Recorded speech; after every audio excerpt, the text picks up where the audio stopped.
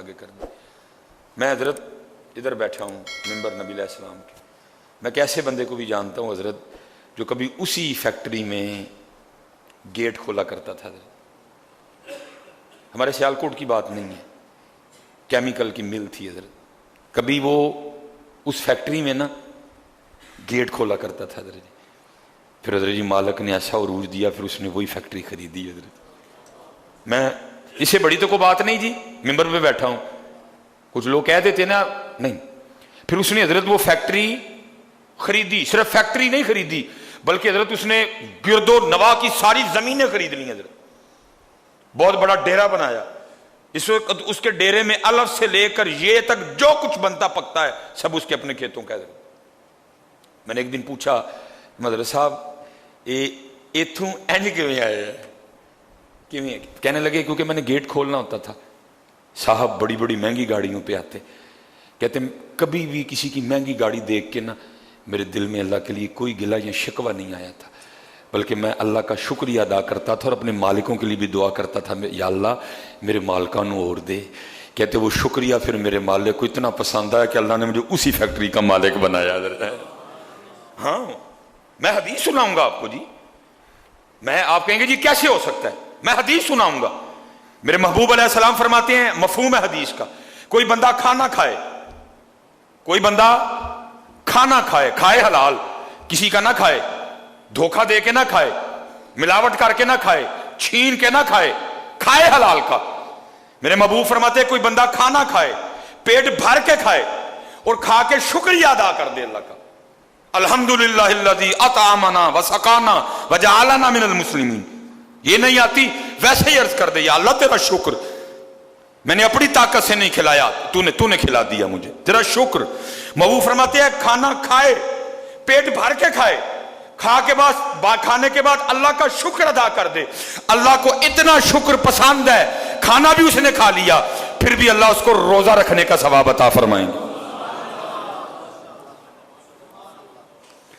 تو پھر حضرت جی ایتھے کھانا کھا کے شکریہ ادا کرو پھر بھی روزے دا ثواب ملے, تو پھر جڑا ہر گڈی دے لنگدیاں اللہ دا شکریہ ادا کرے تو پھر مالک انہوں نہیں دے گا, اس کو نہیں دے گا مالک. لیکن شکریہ تو دور حضرت جی, پتہ ہم کیا کہتے ہیں, اللہ نے بھی کہنا کہنا لوگوں کو گڈیاں دے چھڑیاں. میں نے بڑے لوگوں کی زبان سے سنا ہے اللہ نے کہنا کہنا گڈیاں دے چھڑیاں.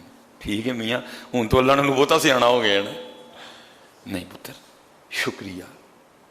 جتنے نوجوان بیٹھے ہیں جتنے, شکریہ جی, شکریہ, شکریہ اس مالک کی ذات کا. الحمدللہ الحمدللہ, اس کے علاوہ ہمارے پاس کوئی آپشن نہیں ہے.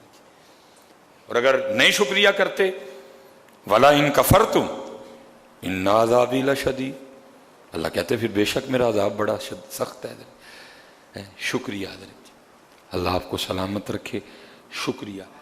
بلکہ حضرت جی مسجد میں نماز پڑھنے کے لیے آؤ نا, اس پہ بھی شکریہ ادا کرو. او یا اللہ پھر بلا لے. سچ بتانا حضرت جی, جھوٹ نہ بولنا, ساڑھے کام ایندے ہیں نا کہ سانو مسجد چ بلایا جائے.